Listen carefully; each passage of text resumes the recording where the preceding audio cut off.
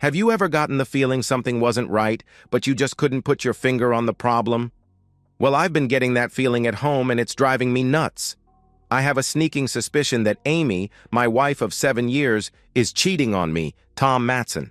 I have talked to her about our relationship and she assures me everything is just fine.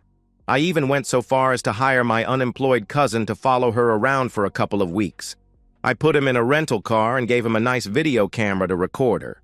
He did a decent job of recording her as she went about her daily routine, but didn't uncover any extracurricular activities.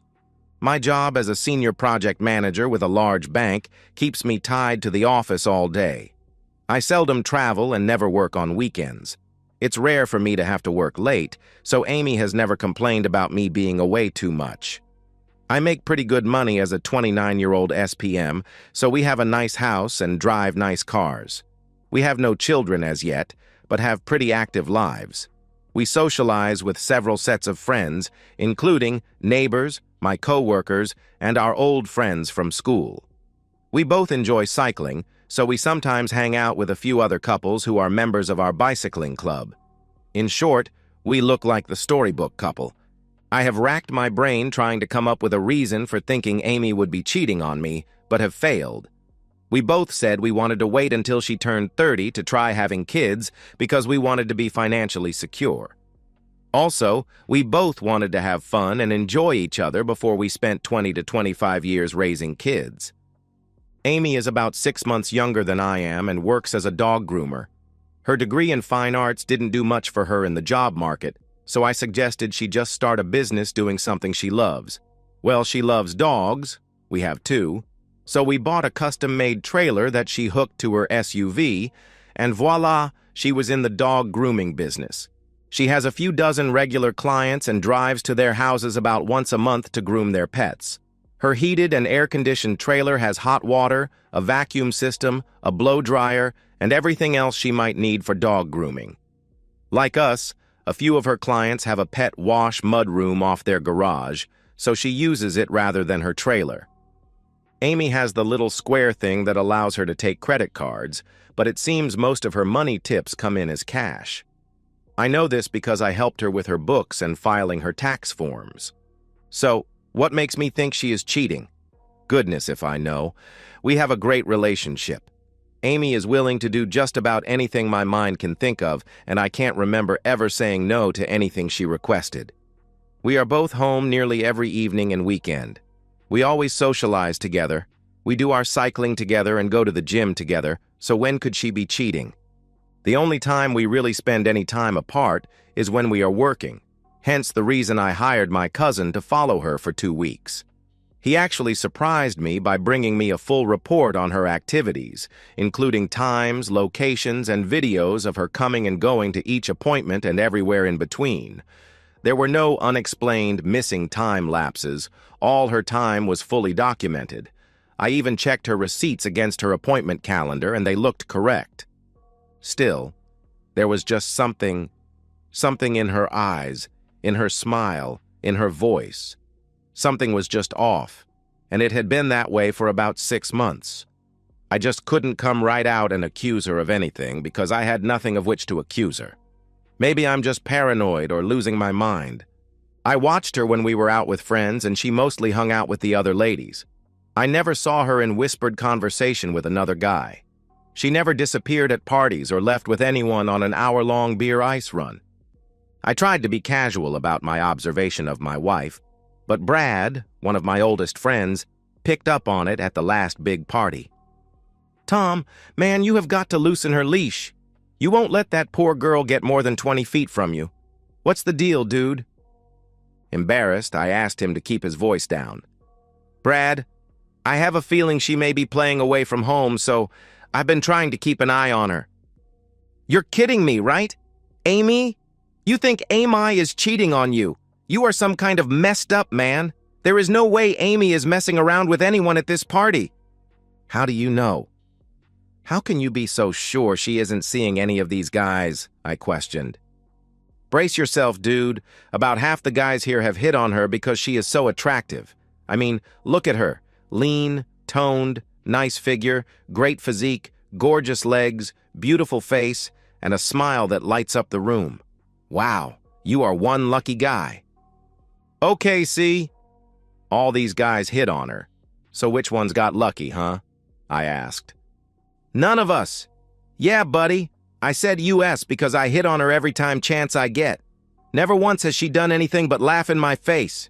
The other guys say the same thing. She always acts like it's a joke and just laughs us off. God, what I wouldn't give to be you just one night. Geez, Brad, am I going to have to push you away to keep you away from my wife? That's what I'm saying, silly. You don't have to. She's untouchable, Brad replied. So you say, but something is going on. I just know it, I replied. Look, Tom, I love you like a brother, but if you mess up and upset her enough to dump your silly self, I will step on your face as I race all these other guys to her door. I threw up my hands. Okay, I'm being stupid. I love her with all my heart and I don't want to lose her. Please, Brad, don't say anything to anyone about this and I'll try to do better. Brad laughed and pounded me on the back. You just go home and treat her right or I'll be knocking on your door. So that was my wake-up call. I took Amy home that night and we had a wonderful evening. I decided I was just wasting my energy and making myself crazy for no reason. All my investigations showed nothing and she was still treating me like a king. I told myself I was done playing detective and needed to start trusting my wife. From the perspective Amy. When I got to Brad's house for Buster's monthly grooming, I could tell he was nervous. What's up? How has Tom been since the party? Is he still acting weird? No, it's only been a few days, but he seems fine. Why are you asking about Tom? I questioned. I saw him staring at you at the party. I'd had a bit too much to drink and I started busting his chops about spying on you. What? You moron! Now he's going to have his cousin watching you, I replied. No, I played it off like I was concerned he'd lost his marbles, just like we discussed.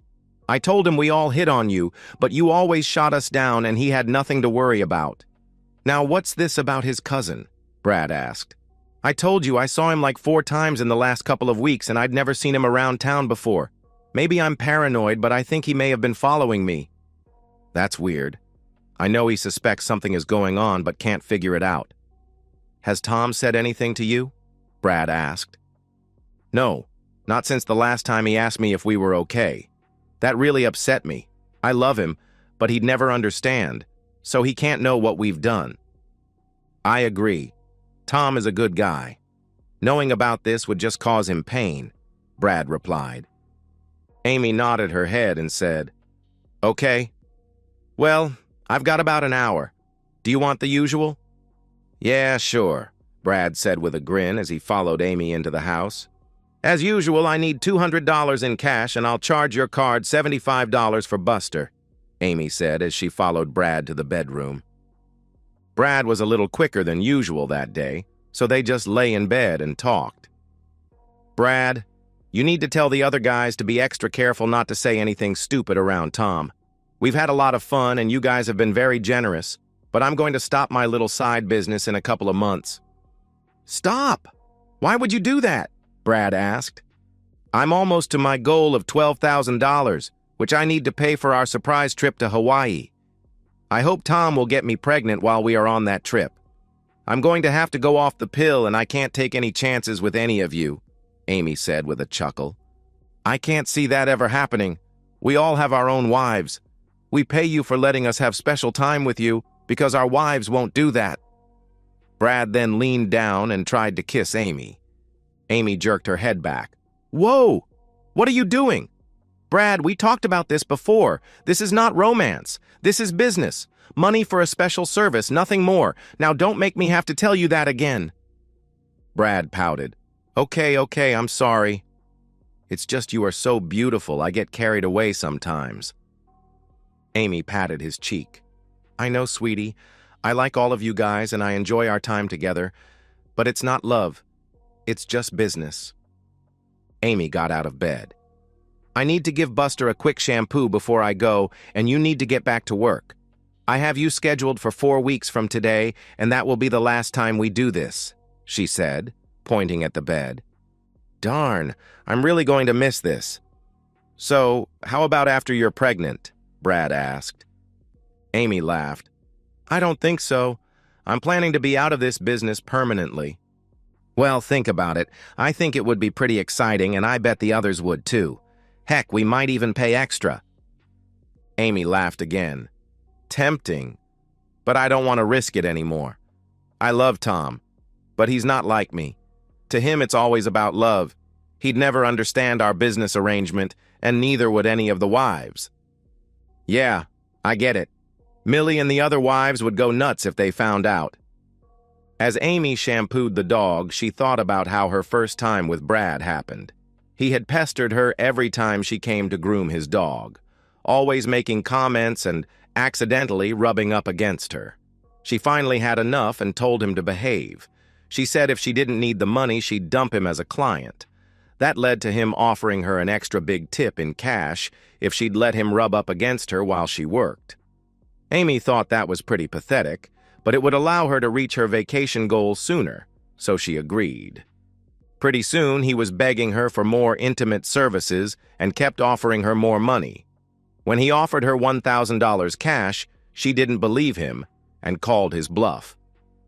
20 minutes later, she accepted his offer. On the next visit, he gave her $500 for a repeat performance, and then they agreed on $200 for each time thereafter. Once a month, Brad played poker with Tim, Frank, and Roland. Not too often, but sometimes Tom would join them. The table talk was often about relationships and usually included complaints about their wives not being adventurous enough. On one such night when Tom was not present, a slightly drunk Brad hinted he had finally gotten some special attention. Of course, all the guys were all over him for details.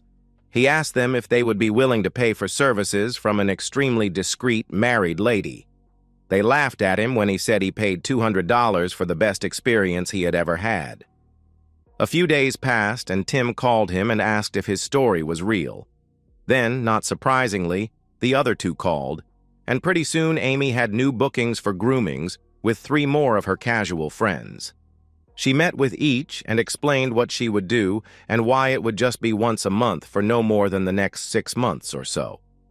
Amy was making about $800 a month from her side business and another $1,200 to $1,400 a month from actual dog grooming.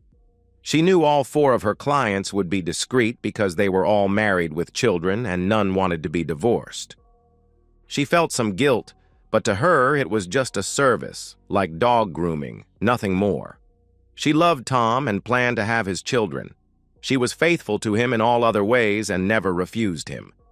Her arrangement with these men was purely business and nothing more. She needed just a few more weeks to reach her goal. Then she'd stop the extra stuff so she could concentrate on making a baby. Switching back to the perspective of Tom.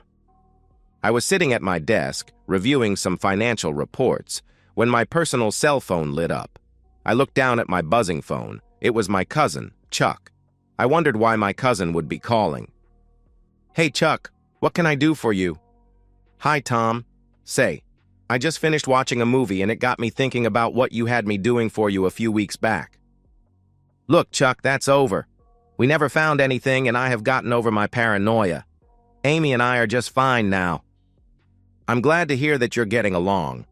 After watching that movie, I thought I may have missed something, but you seem to have moved on, so I'm sorry for the call. Tom was just about to end the call when he heard a small voice in the back of his head telling him to be careful. He sighed loudly. Okay, Chuck. What did you see that made you think you might have missed something? Well, in the movie, this guy was a realtor, but he was doing something illegal on the side. Geez, Chuck, Amy is not doing anything illegal. I know, just listen. The guy would go to a house for a showing for a potential buyer. Well, the buyer was there for other reasons, not the house. The cops that were watching the realtor sat outside while he was inside the listed house conducting illegal business and pretending to be selling the house. Amy is not a realtor. Look, Chuck, I have to get back to work. Tom, I know she's not a realtor, but she goes to people's houses and stays there for an hour or more. Sometimes she's in her trailer, but sometimes she's inside, out of sight. Tom's mind was racing. His old paranoia was back. Oh no! Did you make notes on which dogs she did in her trailer and which she did in the house? No, but the video of her arriving and leaving would show her going into her trailer if she used it. Do you still have it? No, I dumped all of that stuff. Did you keep a copy? You told me to dump it. Chuck, I know you liked watching her, so if you kept it, I'm not mad. I'll go through it and get all the info on her in-house stops. Can you stop by here on your way home? Sure. I'll leave a little early and be at your place at 4. Will that give you enough time to go through it? Sure, I'm pretty familiar with it, so I can do it pretty quickly. See you at 4 o'clock. Goodness, Tom thought. Chuck must be watching the tapes. The poor guy needs a job and a girlfriend. So, during the 2 weeks I followed her, these 3 were the only in-house jobs she had. I have a video of her being greeted by the client at each house.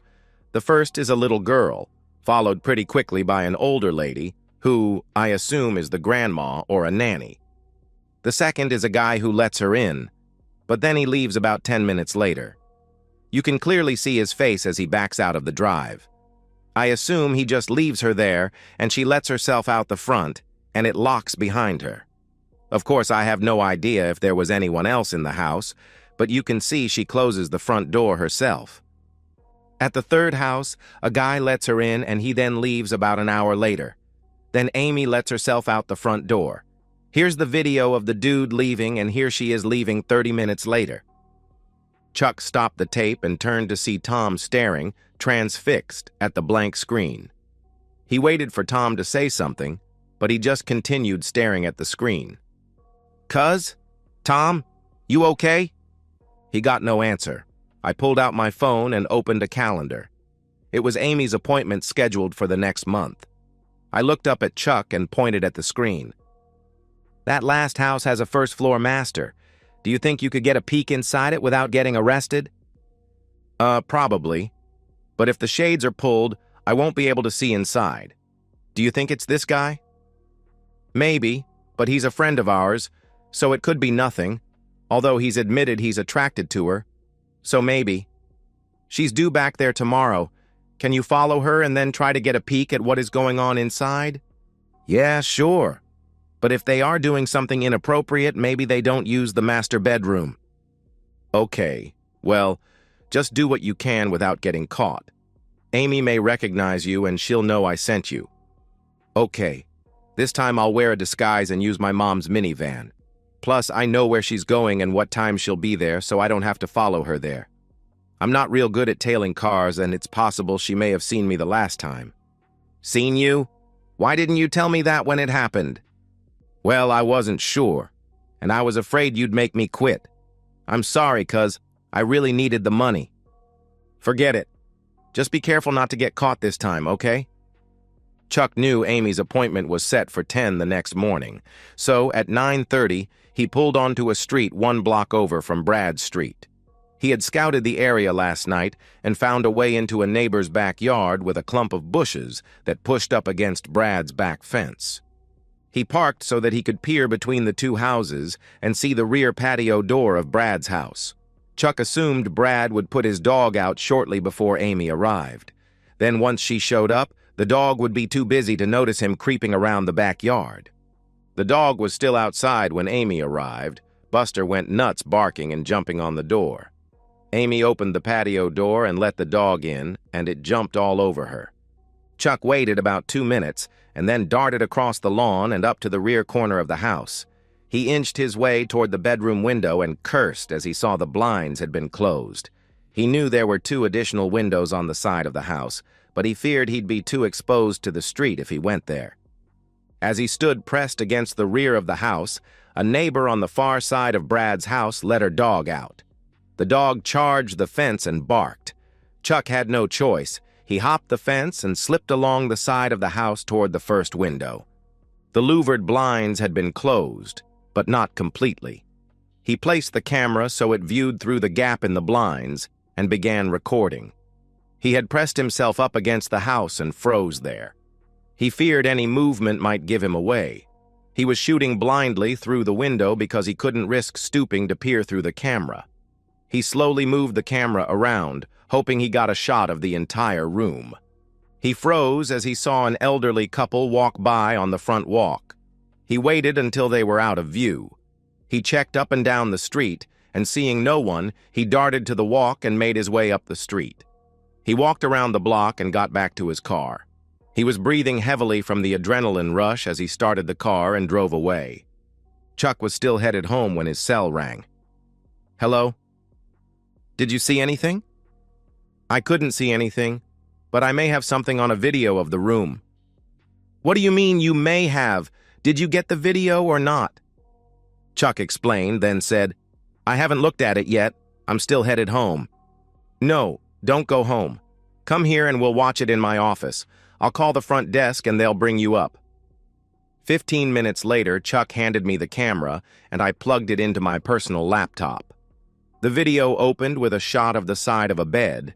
In the very top of the frame, there appeared to be some occasional glimpses of human knees and lower legs, but nothing more. After a few moments of the same footage, the camera moved and only the side of the bed was visible. I moaned in frustration. "Darn, this is useless. There is nothing here."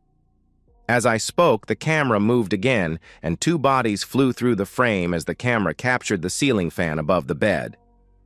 "What was that? Can we go back and maybe freeze that?" I said as I reached toward the built-in keyboard. "Wait!" Chuck stuck out his arm. "Just wait a second." The camera moved again, and the air rushed out of my lungs as I let out a sorrowful gasp. "Oh no!" The camera had captured Amy engaged in an intimate act with Brad. After a few seconds, Amy turned her face toward the camera, and Tom's world came crashing down. Chuck shut off the camera and unplugged it from the laptop. He pulled the memory stick he had plugged into the laptop and handed it to Tom. "I'm so sorry, cuz. I was hoping I was all wrong about this." He patted his cousin, grabbed his gear, and walked out of Tom's office. Across town, Brad sat in his office, staring out his window, while he talked on the phone. "Yeah, man, she said she is going to quit. She wants to surprise Tom with a trip to Hawaii, and she wants him to have a baby with her while she's there. I tried, but she's already made up her mind. I'm guessing she'll tell you everything next week when you see her." "Well, sure. Try to talk her out of it." "Yeah. Okay, see ya, Tim." "Darn!" he cried as he pounded his fist on his desk. Brad knew he had seriously fallen for Amy. It didn't bother him in the least that he had to pay her. At least he got to see that beautiful body. Back at Brad's house, Marjorie, the housekeeper, began stripping the bed in the master bedroom. She, of course, noticed the fresh stains, but that was to be expected. They'd been there several times when she came to clean the house. You'd think the owners would be embarrassed about leaving her a mess to clean up, but no. She remade the bed and moved on. She put the bedding in the wash, thinking it could wash while she cleaned the rest of the house. Her eyes fell on the wet stains again, and she thought, "Rich people, they have no shame." As I sat at my desk, my mind was spinning out of control as I tried to come to grips with what I'd seen on the video. I spent a couple of weeks convincing myself I was just being paranoid and Amy was not cheating on me. Now, reality had smacked me in the mouth. Amy was cheating with my now former friend, Brad.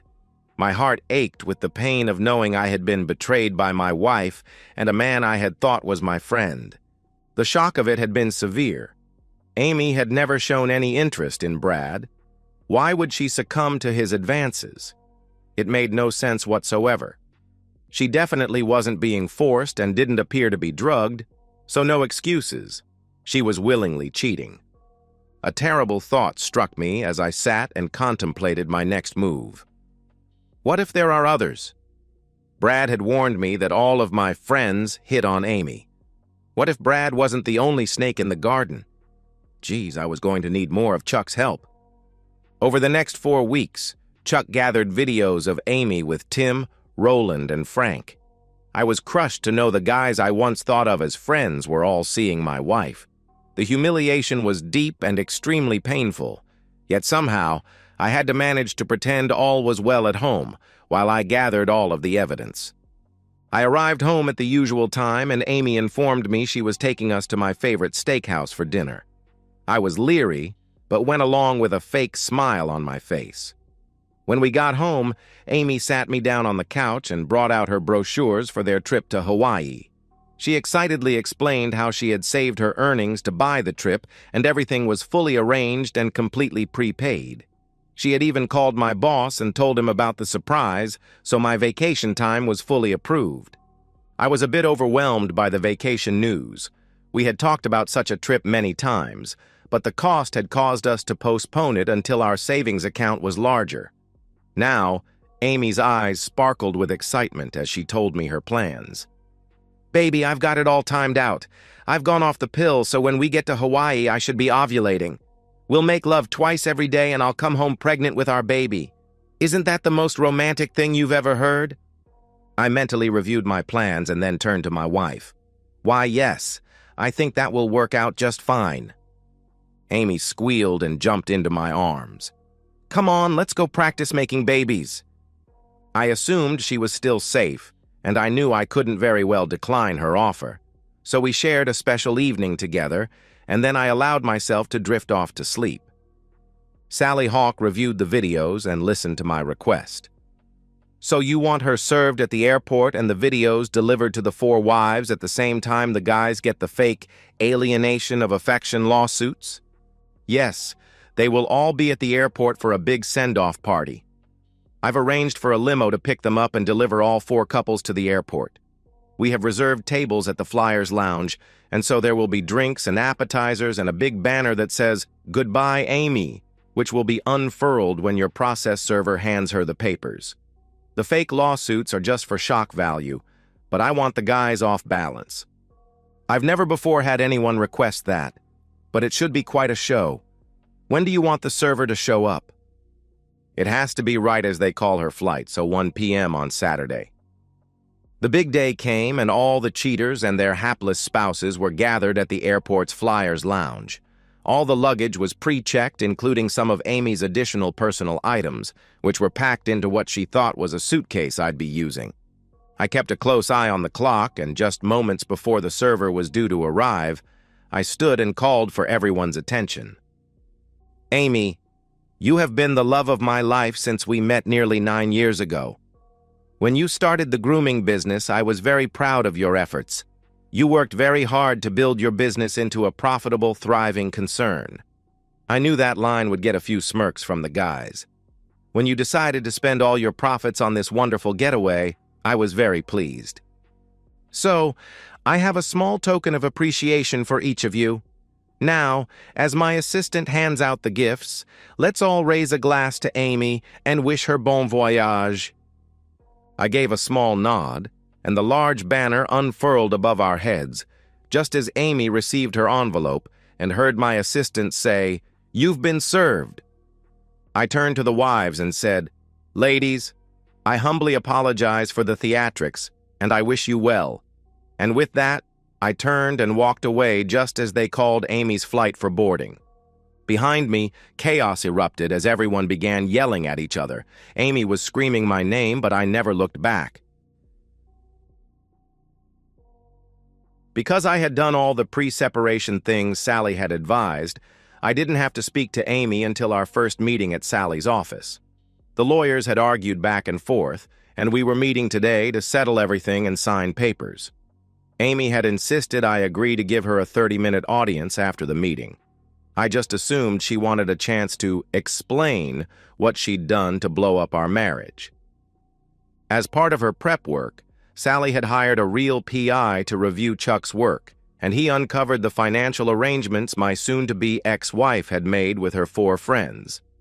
It came as quite a shock to learn I had been living with someone who was selling herself for nearly a year, but it helped to kill any lingering feelings I still had for Amy.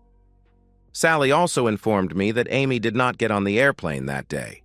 Her tickets went unused and the vacation was canceled with no refunds. When we gathered around the conference table, Amy tried to talk to me, and I ignored her until everything was signed. After the lawyers shook hands, we were left alone. I sat across the table and just stared at her. "Thank you for agreeing to talk to me. I am so sorry for the hurt I have caused you. I still don't understand why you divorced me. What I did mean nothing. It was just a business arrangement, a service, nothing more. You are the only man I love and the only man I will ever truly love. Tom, please, we are so good together, please, baby. Why can't we just put this behind us? It was just a meaningless transaction. I held my hand up to stop her. Amy, I believe you. When you agreed to provide that service to those guys, I knew it meant nothing to you. To you, it was like you agreed to let them wash your feet or paint your toenails.